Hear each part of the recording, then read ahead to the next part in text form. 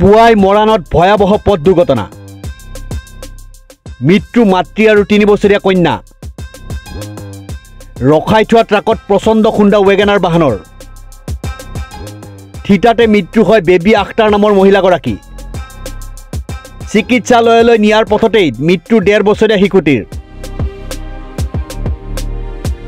মৰাণৰ ঝলমত মঙলবাৰে পুৱা প্ৰায় 5 বজাত ভয়ংকৰ পথ দুৰ্ঘটনা সংঘটিত হয় দুৰ্ঘটনাটোত মৃত্যু হয় মাতৃ আৰু কণমানি কন্যা সন্তানৰ পথৰ ওপৰত ৰৈ থকা ট্ৰাকত পিছফালৰ পৰা এখন ৱেগনাৰ বাহনে খুন্দা মৰাৰ ফলতে সংঘটিত হয় এই ভয়ংকৰ দুৰ্ঘটনাটো